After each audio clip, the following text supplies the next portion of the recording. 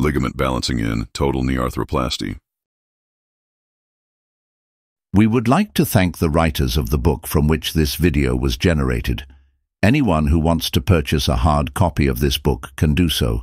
The citation is below. Citation: Whiteside, L.A., 2004.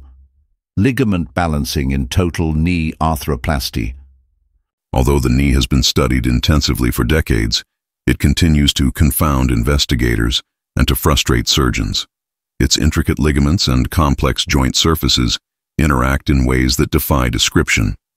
Nevertheless, the surgeon must repair and reconstruct the damaged and arthritic knee so that its performance is near normal, and this requires decisions and adjustments made with reasonable accuracy under the pressure and time constraints of the operating room.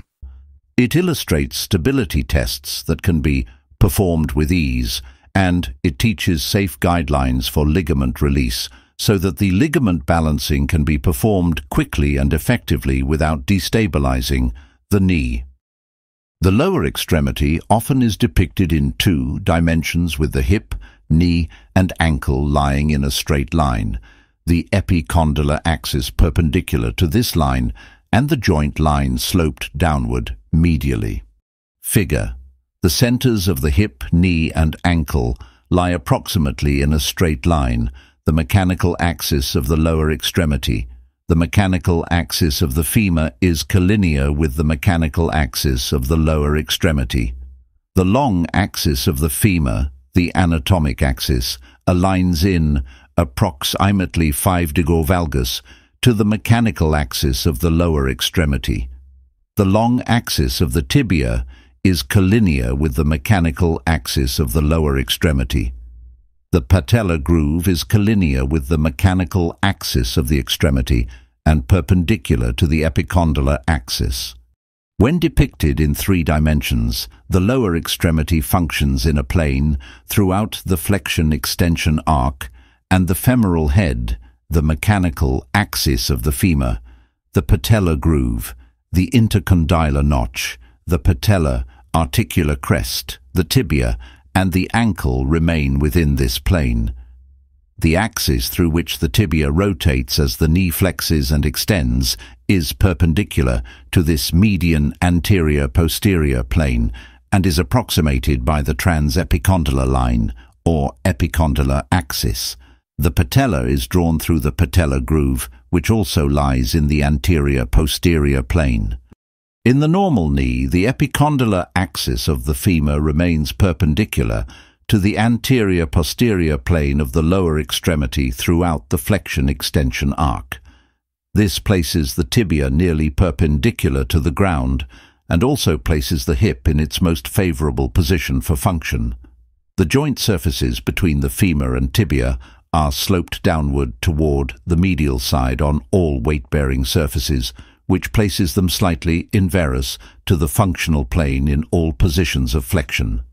The long axis of the femur serves as the anatomical reference for alignment of the distal femoral cuts, perpendicular to the mechanical axis and anterior-posterior plane. Cutting the distal femoral surfaces at a 5° valgus, angle to the long axis of the femur, places the joint surface perpendicular to the anterior-posterior plane in the extended position. Likewise, cutting the upper tibial surface perpendicular to the long axis of the tibia also places the tibial joint surface perpendicular to the anterior-posterior plane in extension. The anterior-posterior axis serves as the anatomic landmark for femoral resection in flexion. The anterior-posterior axis can be constructed by marking the lateral edge of the posterior cruciate ligament and the deepest part of the patellar groove. A line drawn between these 2 points lies in the anterior-posterior plane and passes through the center of the femoral head and down the long axis of the tibia.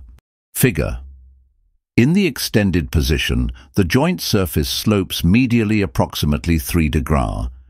Tibial resection is perpendicular to the long axis of the tibia and mechanical axis of the lower extremity. The resection surface is 3 degrees valgus to the articular surface. Femoral resection is perpendicular to the mechanical axis and 5 degrees valgus to the long axis of the femur. The resection surface is approximately 3 degrees varus to the articu1 surface. These 3 degrees errors in the femoral and tibial surface resections compensate for one another and result in surface resections that are parallel to one another and perpendicular to the mechanical axis of the lower extremity. Figure. With the knee flexed 90 degree, the joint surface resections are parallel to the epicondylar axis and perpendicular to the anterior-posterior axis of the femur. The femoral neck is anteverted, approximately 15 degrees to the epicondyle axis. When the knee is in functional position in flexion, walking upstairs or standing from a seated position, the positions of the femoral neck and epicondylar axis remain unchanged, and in the normal knee the tibia is vertical. The lateral gastrocnemius tendon and capsule of the posterolateral corner, lateral collateral ligament, and popliteus tendon complex attach near the lateral femoral epicondyle and are stabilizers of the lateral side throughout the flexion arc. The lateral posterior capsule and iliotibial band attach far away from the epicondylar axis and are effective lateral stabilizers only in the extended position. Figure. With the knee flexed and viewed from anteriorly, the deep and superficial medial collateral ligament fibers stabilize the medial side. The lateral collateral ligament and popliteus tendons stabilize the lateral side, and the posterior cruciate ligament is a secondary varus and valgus stabilizing structure. The pes, anserinus, and iliotibial band are parallel to the joint and do not afford medial or lateral stability in the flexed position. Figure. Lateral view of the knee showing the major lateral static stabilizing structures with the knee extended. The lateral gastrocnemius tendon and posterolateral corner capsule, lateral collateral ligament, lateral posterior capsule, popliteus tendon, and iliotibial band all cross the joint perpendicular, or nearly so, to its surface, and are capable of stabilizing the knee in the extended position. On the medial side, the medial collateral ligament, anterior and posterior portions, is attached to the epicondyle and is effective throughout the flexion arc. The epicondylar attachment is broad enough that there is a difference in function of the anterior and posterior portions of this ligament in flexion and extension. The medial posterior capsule attaches far from the epicondylar axis and is tight only in extension. The posterior cruciate ligament is attached slightly distal and posterior to the epicondylar axis, so it slackens in full extension and tightens in flexion. Figure. Lateral view of the knee showing the major lateral static stabilizing structures with the knee flexed, 90 degrees. The lateral gastrocnemius tendon, posterolateral corner capsule, lateral collateral ligament, and popliteus tendon are the only effective lateral stabilizing structures with the knee flexed to this position. The iliotibial band is parallel to the joint surface, and the lateral posterior capsule is slack. Figure. On the medial view, the medial collateral ligament, deep and superficial, is the primary medial stabilizer that is tight in extension. The anterior fibers are slackened in full extension, and the posterior fibers, posteromedial oblique ligament, are differentially tightened in extension because of their position in the medial femoral condyle. The lateral posterior capsule also is tight. Active medial stability is added by the medial hamstrings through the pes anserinus and semimembranosus.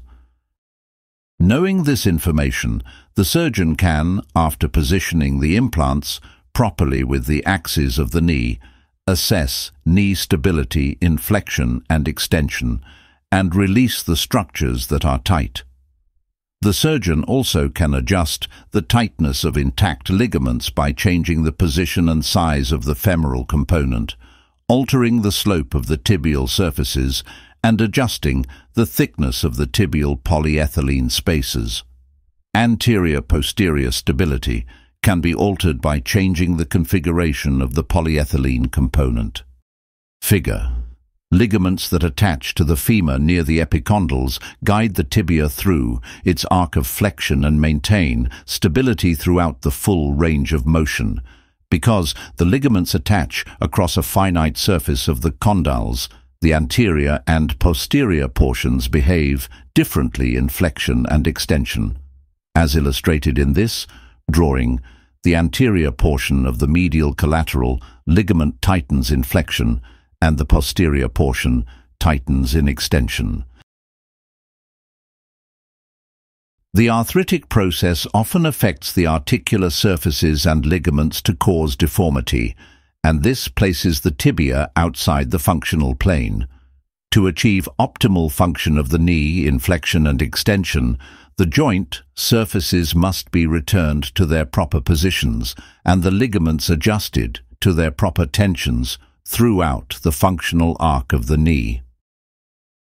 A number of factors in the arthritic process affect the functions of ligaments.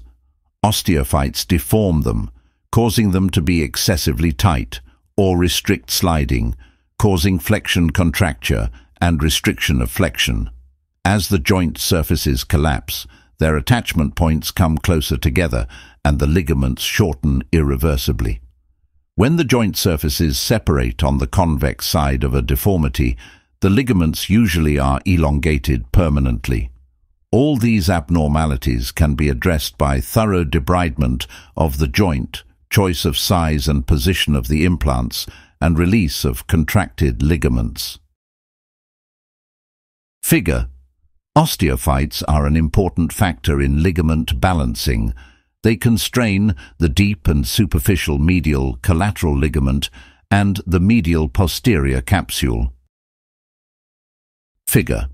Osteophytes surround the posterior cruciate ligament and interfere with flexion and extension, and also invade the popliteus recess, restricting flexibility on the lateral side of the knee. When all medial and lateral stabilizers that are attached to the epicondyles are deformed, either stretched or contracted, the deformity is effective throughout the flexion-extension arc.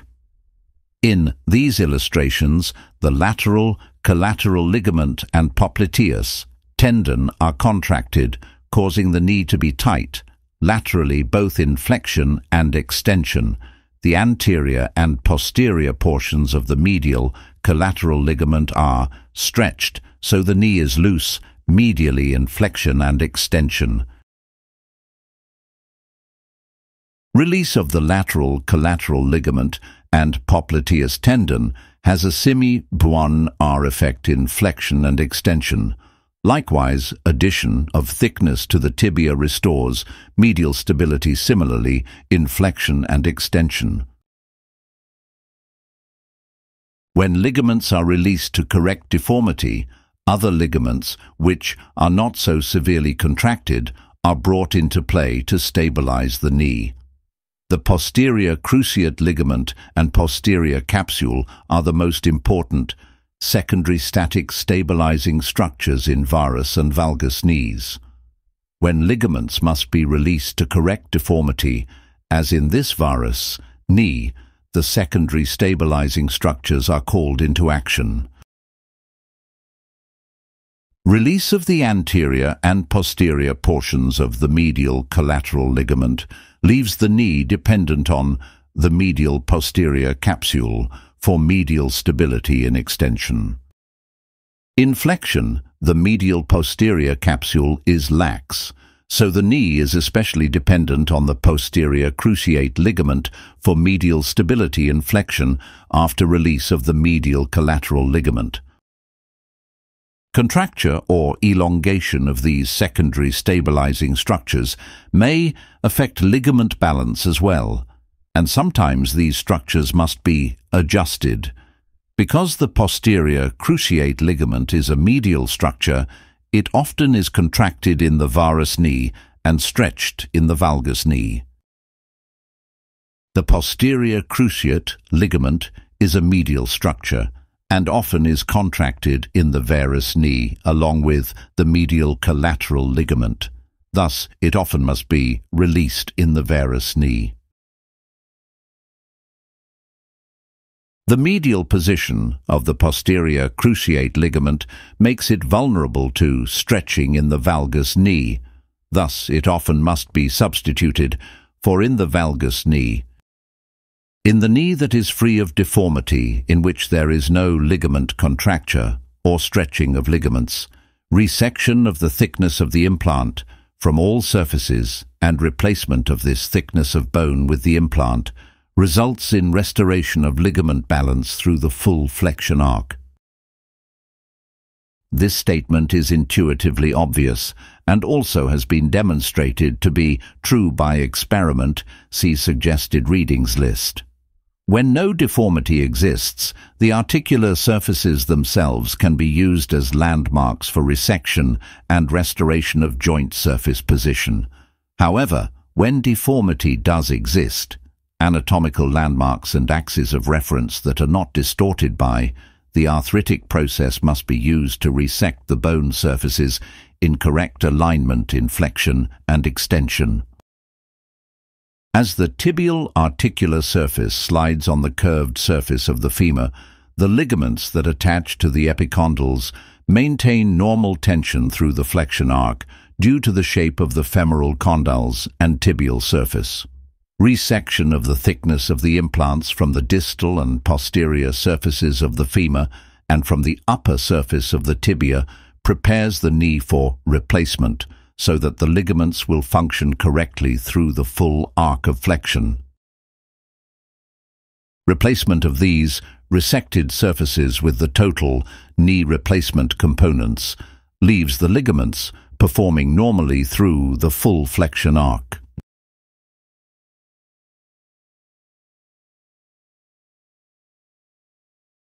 In most cases, the intact, convex side of the knee should serve as the landmark for resection both distally and posteriorly.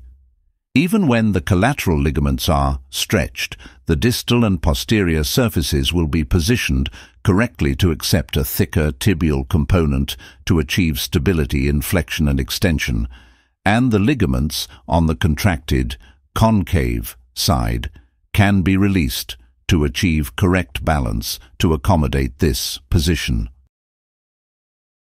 Restoration of the joint surfaces to their proper alignment with the mechanical axes of the extremity is the cornerstone of successful ligament balance, stability, and kinematics of the knee in total knee arthroplasty. This is accomplished by aligning the joint surfaces perpendicular to the anterior-posterior plane, and the simplest means of establishing the position of the anterior-posterior plane is to establish the mechanical axis of the lower extremity in flexion and extension. The mechanical axis of the femur in extension is estimated easily by placing a rod down the femoral shaft. Then, the bone is resected at a 5° valgus angle to this rod. The mechanical axis of the femur in flexion is estimated easily by a line drawn in the anterior-posterior axis of the femur, and the bone is resected perpendicular to this line. The tibial shaft lies in the anterior-posterior plane in flexion and extension, so the tibial joint surface is resected perpendicular to the long axis of the tibia. This can be established with either an intramedullary rod or an extramedullary guide. By using the three accessible anatomic axes, the femoral and tibial components can be positioned so that the knee is in correct varus valgus alignment throughout the flexion arc. The ligaments then can be balanced around the joint by determining which ligaments are contracted based on their function in flexion and extension. Simply stated, ligaments that attach to the femur on or near the epicondyles are effective both in flexion and extension, and those that attach distant from the epicondylar axis are effective either in flexion or extension, but not in both positions. To extend this concept further, it can be stated that the portions of the ligament complexes that attach anteriorly in the epicondylar areas stabilize primarily in flexion, and those that attach posteriorly in the epicondylar areas stabilize primarily in extension.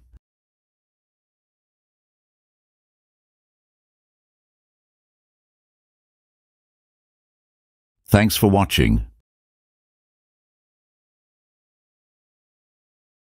Thanks for watching.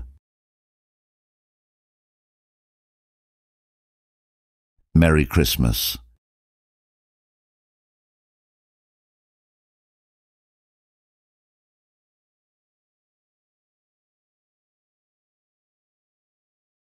Subscribe Orthopedics Trauma in YouTube.